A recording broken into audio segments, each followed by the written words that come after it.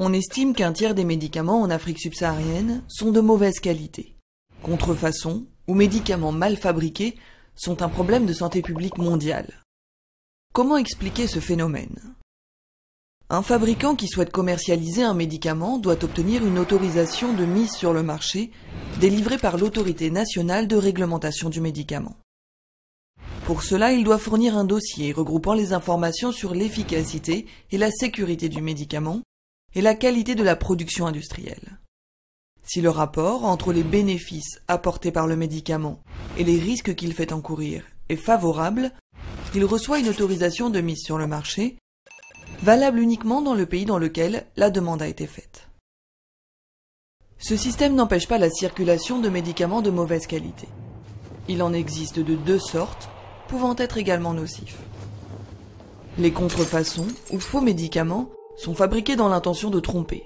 Mauvais dosage, autres substances actives moins chères, substances inefficaces, voire nocives. Les contrefaçons ressemblent le plus possible à un vrai médicament et sont distribuées illégalement.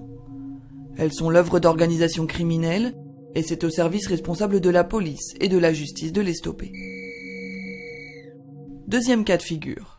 Lors du processus de fabrication ou de distribution d'un médicament, il peut aussi se produire des erreurs involontaires ou de négligence. Mauvais dosage, emballage défectueux, dégradation, etc. Les pays industrialisés ont des institutions sanitaires fortes et le marché du médicament y est réglementé et surveillé. On estime à moins de 1% l'ensemble des médicaments mal fabriqués et des contrefaçons, ces dernières circulant grâce au commerce en ligne.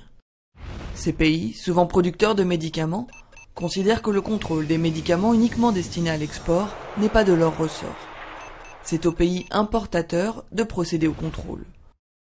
Or, dans de nombreux pays en développement, les autorités de réglementation n'ont pas toujours les moyens humains, financiers ou techniques de contrôler la qualité des médicaments importés.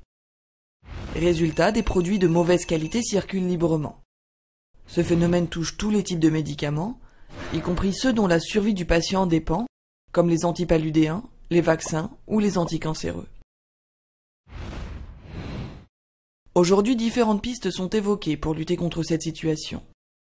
Les pays exportateurs ont un rôle à jouer pour garantir la qualité des médicaments destinés à l'export. Dans les pays importateurs, la mise en commun des ressources dans des organismes supranationaux pourrait être une alternative, comme par exemple une agence africaine du médicament.